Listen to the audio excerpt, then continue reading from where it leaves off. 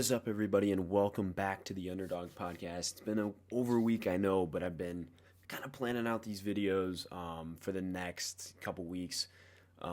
So today is going to start my top 5 at every position in this draft, starting with the quarterbacks, and then we'll go running back, receiver, tackle, interior offensive line, interior defensive line, edge, linebacker, corner, and then safety. I won't do kickers and punters because I don't eval kickers and punters. But today we're going to start with the quarterbacks. Definitely a polarizing list. I'm definitely not with the majority of people, to say the least. So, I hope you guys value my opinion. Leave in the comments your rankings. I'm definitely way different than everybody else, but I trust my eval. So we'll get into this here with my 5th quarterback with about a first to a second round grade. And I think this one really depends on situation. And that is Kenny Pickett. He was the highest graded quarterback by PFF last year, but I think there's a lot of question marks in his game. So let's start with the hand size. The hand size is a true concern for me because in cold weather or in bad weather games, rain, snow, whatever, it's going to be tough to grip that football. And that's a legitimate concern. I mean, in those type of weather games, you need your quarterback to be, still accurate. There's nothing wrong. And I think Pickett's going to struggle. I really do. I think if you put Pickett in a situation like Detroit or New Orleans or Atlanta, somewhere where you have a dome or you're playing in warm weather like a Tampa Bay, then you potentially, you have, a solid quarterback in Kenny Pickett. I think Pickett is the most ready to play at this point in time out of any quarterback in this class, but I also think his ceiling is not that high. I think he's going to be not even as good as Mac Jones was out, and I don't think he has the ceiling that Mac Jones potentially has. But I do think, but there is a lot of things that Pickett does well. Pickett's really good when the play breaks down. He's very, very good in a scramble drill, just like finding open guys. I think that's one of his best traits here, and he probably does that just about as good as anybody as I've seen coming out at the quarterback position. He's very good throwing on the run. He's very accurate throwing on the run, which is another trait that a lot of guys don't have. But that being said, he does the scramble drill too often. I think he bails from clean pockets more than any other quarterback that I've ever seen in my life. I think he just he'll have a clean pocket and he'll just bail because he's not comfortable. I think he needs to be able to get more comfortable and step up into pockets rather than just bailing out of them if he doesn't like the situation or feels that he's about to get pressured. I think he's accurate to all 3 levels. However, I don't think he has a great deep ball. I think that's one of his biggest weaknesses in his game is his arm strength along with hand size. He's a smart quarterback for sure. Started a lot of games at Pittsburgh, so you coming in with a lot of experience. I think he was a 3 or 4 year starter, but definitely his stock improved this season. I think he adds value as a runner as well, being a very athletic quarterback. But, I think it's definitely scenario dependent with Kenny Pickett. I think, like I said, he needs to go to a dome or a warm weather place to be very successful. He can't go to I know this is just examples. I'm not saying these places are going to take quarterback like Chicago or Buffalo or Seattle even. It just wouldn't work there in my opinion. But I do think that Kenny Pickett, if he goes to one of those teams, potentially is the upside of being the best quarterback in this draft class. It's just, I think with Kenny Pickett, it's very situational dependent. My comp for him is weaker armed Derek Carr. I think that he has some of those traits that Carr showed coming out of Fresno State.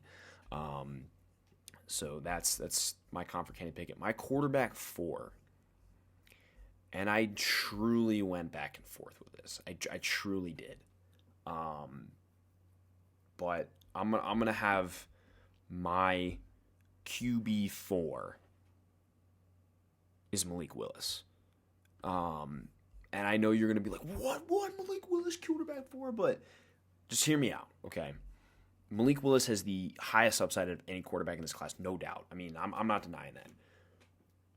But him as a prospect coming in here, he's a true project at the quarterback position, more than Jalen Hurts was coming out. I mean that honestly. I think he's probably a year project like Jalen Hurts, potentially 2, depending on how you view him. But I think there's,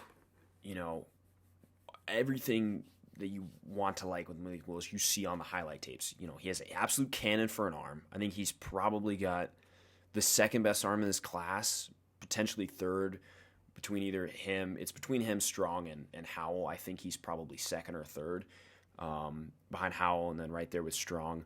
He's very athletic. So he's, got, good potential in the run game. I think he's more accurate than people give him credit for. I think especially his deep ball, he's very accurate with his deep ball. I think it's more medium range throws or shorter range throws that he's actually less accurate with. And I think he's got good mechanics. But I think it's similar to like Justin Fields last year, where he really struggles reading the field. He's really stuck on one read and doesn't progress to the others. I think that's going to be his biggest key to being successful in the league, is being able to progress through his reads. And I think the other thing is his decision making is questionable. I think one play, I saw this on Twitter, is one play he's just, he throws a deep ball and you're like, oh, it's 70 yards, like right on the money. And then the next play he throws a boneheaded interception. It's like, dude, what are you doing? That's kind of like the Justin Herbert syndrome when he was at the University of Oregon. It's like he just makes a lot of stupid decisions. And it's like, dude, you can't do that at the next level. I think Malik Willis definitely has the tools, everything it takes to be quarterback 1. I just think right now as a prospect, he has the least impact grade. He has the lowest floor out of anybody in this class by far. The highest ceiling, but it's kind of like, where are you getting in between that? I think, I think he's situation dependent too, because I think you need a patient organization that's going to take your time with him. Potentially, Pittsburgh, I like that because they signed Trubisky. Trubisky's their, I think their starter for this year, maybe part of next year, and then you start Malik Willis. Potentially Detroit. I know Jared Goff's not a very, exciting quarterback to say the least, but I think Goff could definitely, improve with that team, especially with what they've made. And then Willis sits behind him for a year, and then, he goes in and plays. I think, Tampa Bay would be a good spot for him. I don't think he's going to be around that long, but I mean, Tampa Bay, they need a veteran quarterback in front of him to play a year, maybe 2, and then you play him, because I don't if you're at all saying Malik Willis is playing year 1, unless if you're just out of the playoff race, you just want, it's the last 2 or 3 games of the season, you want to see how far Malik Willis has come from the preseason. That's fine. But if you are expecting him to play at all in year 1, I mean, you're out of your mind. You're out of your mind as an NFL franchise, unless if your starting quarterback gets hurt. That's a totally different story. But I just think Malik Willis is so raw of a I think he's more raw of a prospect than Jalen Hurts was. I think he's more accurate than Jalen Hurts was, but I think there's a lot more that they're comparable to how much work they need, and Jalen Hurts still needs work. I mean, Jalen Hurts still is a first read and run quarterback. So, I mean, that takes a long time to develop, for Malik Willis. So that's why I have Malik Willis at quarterback 4. I just think he's such a raw prospect. It's going to take a lot of time for him to really develop into that high upside guy that everybody says he is. I'm not buying him at 8 or 9 to Seattle or Atlanta. I just don't think it's a smart pick. And then my quarterback 3 is Desmond Ritter. I really truly think that part of Ritter's rise, along with the season that Cincinnati had, was the combine. I think his athleticism really showed up on the combine, on at the combine, and I think, Ritter is more of a, he's similar to Dak Prescott. I think he's not as accurate as Dak, but I think that's a comparable comparison to him. And I do have a first round grade on Ritter. Malik Willis was a first to a second, by the way. Ritter's a true first for me. I think the biggest criticism I have of Desmond Ritter is similar to what is my criticism of Jimmy Garoppolo. Is there will just be throws over, especially over the middle of the field on crossing routes or even out routes, where he just overthrows, underthrows, like sporadically, like sporadic accuracy over, like in the middle part of the field, and it's like, he'll be like hitting 6, 7, 8 in a row, and then you just see like 3 that are just like 3 feet over his tight end's head. There was a example of that in the playoff game when they were trying to drive to, I think it was after the interception that Bryce Young threw, and then he completed 1 and then missed 2 like over the head of his receivers, and it's like you can't do that. I think Ritter, his mechanics are really good. He's got probably the best footwork and pocket presence of anybody in this class. He does that really well. He's really good at reading defenses. I think he's probably the best pre-snap guy in this draft class, which I value a lot. I think one of the biggest differences between college and the NFL is they run way more complex defenses at the next level, and you have to be able to read defenses really well. And I think that some of these other quarterbacks are lacking, and that's why I have Ritter above Willis, especially because I don't think that Willis reads defenses very well. I think Ritter does that very well. Probably the best in this class, and being a 4-year starter at Cincinnati, he has a lot of experience, which is another thing that I value at the quarterback position. I think Ritter has an adequate arm. I don't think it's like the strongest in the world. Accuracy is sporadic, especially over the middle of the field, but he, which I think is his biggest weakness, is his accuracy.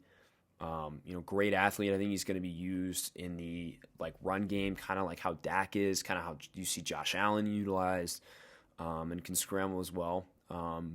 Decent on the scramble drills. I don't think he's as good as Pickett, but he does do a good job of extending plays and maneuvering in the pocket. He doesn't bail from clean pockets like Pickett does. He maneuvers his way through them and is able to hit receivers while still in the pocket. I think that Ritter needs to sit some time as well. I don't think I think he could start right away. He's probably the second best guy at doing that, besides Kenny Pickett. So if you're going to pick somebody who you need to start right away, I think Ritter would be your second best option. But I also think that Ritter would benefit from sitting, learning behind a veteran and really, once he hones in on the playbook, I think then you can throw him out there. But I think, the accuracy issues are going to be a thing because you see Jimmy Garoppolo sometimes just throw dumb picks, and I think that could be it could be something that affects Ritter too with those sporadic throws. But I am higher on Desmond Ritter, having him quarterback 3 in this draft class. And then at number 2 we have Sam Howell. I think Sam Howell is just a more better version of Mitch Trubisky. I think I don't know if he's as athletic as Mitch Trubisky, but I think he's a better passer of the football. This dude's got an absolute cannon for an arm, man. I think you kind of see 2 different versions of Sam Howell, right? You see the 2020 version, which I think is what, why he was so highly touted coming into this season. You see the arm strength, you see the accuracy, you see the production of that whole North Carolina offense. And then 2021 comes around and he loses Javonte Williams, he loses Michael Carter, he loses Diami Brown, and they kind of run an RPO heavy, quarterback draw offense, and it's not like what you would expect out of anything. But I think, Howell's biggest strength is going to be his athleticism. I think he's truly the most underrated athlete at the quarterback position in this draft class. I think, he's going to be, I think, again, like I said with Ritter, like Allen in the run game. I think, quarterback draws, quarterback powers. I think that's going to be part of Howell's game. I think Howell's biggest weakness is, again, he with that cannon of an arm. I think it's similar to like Herbert. Like he just sometimes makes dumb mistakes, and he's not as developed reading defenses as some of these other guys. I think he's still a phenomenal quarterback in this draft class. I mean, absolute great deep ball thrower. Pretty accurate. I don't think he's the most accurate in this class, but he's pretty accurate. Good in this scramble drill, good at making plays. Relatively good decision maker. For Sam Howell, I think that he definitely took a step back last season, but his just physical tools are just jump off the page. But I think Howell, again, he needs to sit. I don't think he's day one ready at all. I think if you throw him out there day one, he's going to look like Drew Lock. But if you sit and let him develop, I think that he could potentially, turn into, that more like athletic version of Mitch Trubisky and better passer of Mitch Trubisky. And for everybody, dogs on Trubisky, I think, Trubisky, he has his strengths, he has his weaknesses. And I think, the biggest weakness for Howell coming in here is definitely, I think, his accuracy and his ability to, I think, especially last year, without him having any weapons, it was kind of like, what kind of quarterback are we going to get? I think that's a lot of people what we're saying in here. And outside of, I think he's got adequate accuracy, but I think, it's definitely, I don't think it's as a concern as like Ritter, but I think it's something he needs to work on. I think sometimes he's missing throws high and wide and stuff like that. I think if Howell cleans that up, he's definitely on his way. And I think, he's going to be, a force in this league for sure. First round grade for him. And my quarterback one has been the whole time, has been since January, Matt Corral. And I think the reason I'm higher on Matt Corral than most people is I think he's upside-wise right there with Malik Willis, in my opinion. I saw it in the Alabama game. I saw it in the Tennessee game, Vanderbilt in 2020. He's like, he's ridiculous, man. His athleticism, first of all, is, insane. I think his best trait is, running around and making something out of nothing. You saw it time and time again at Ole Miss. I think he's got the best throwing mechanics out of anybody in this draft class, one of the best footwork, knows when to bail from a pocket. I think he's got the sweetest throwing motion I've ever seen out of a quarterback. I mean, it's crazy. It reminds me of Kyler. We'll talk about the comparison to Kyler Murray more in a minute. But I think with Corral, again, I think he needs to sit because he didn't really play at a big playbook offense. I think like Lane Kiffin runs like 15 plays at Ole Miss, so I think he's definitely going to need time to get up to speed with the playbook. I think he's going to need time learning an NFL offense. I think going under center as well, because they didn't do that at Ole Miss. There were a lot of RPO heavy type stuff. Like you don't see him in a traditional like offense a lot, but when you do, it's special.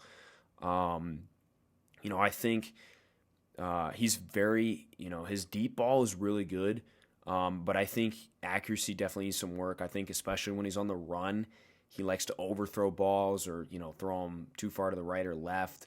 I definitely think that needs some work. But I think he's just like the traits just fly off the man. He's a smart dude. I think reads defense as well, knows, when to run, when to pass. I think, and he's the reason that Ole Miss was like relevant. After losing after losing Elijah Moore, and all the weapons he lost over the years. I really, really like Matt Corral. And going back to the Kyler Murray comparison, I think Matt Corral is Kyler Murray upside. And I don't mean that lightly at all. I truly think Matt Corral has Kyler Murray upside. I think he definitely needs some time to sit and develop that read for defenses and just develop that playbook. IQ, because he doesn't have like experience running really a full playbook. It's just like that's just what Lane Kiffin does. He doesn't run a lot of plays. So once he gets up to speed with the NFL playbook and then learning how that playbook works against different defenses, I think Corral, I think he's got, Pro Bowl, all pro upside. I really think that. For me, he's probably a top 15 to 20 player in this class. And I think in a weak quarterback class, I think Corral should be the first one off the board. And I really, truly think he has Kyler Murray upside at the position if he goes to the right situation. I think I'm so excited to see him play out of all these guys in the NFL. But thanks for watching, everybody. I hope you enjoyed the video. I know it was a little bit controversial, especially with me having, Malik Willis lower, Kenny Pickett lower. I think the two guys that have been consensus like top, I have them lower, and I have other guys ahead of them. So I really want to know what you guys think about that. The running backs will be out on Friday. We'll be out Friday at 2 p.m. Eastern, just like this one's coming out Wednesday at 2 p.m. Eastern. So I thank you guys for watching again. And my mock draft 3.0, which will be my final mock draft, will be up Monday, Tuesday, and Wednesday of the week of the draft. So that will be April 25th, 26th, and 27th. And then the 28th, which is the day of the draft, I will have a video up sometime before the draft, a couple hours before the draft, about just hyping up the draft, and then talking about when my draft grades will come out and stuff. I will have probably first round draft grades the day after the first round, but then after that, I probably won't till like middle of the week.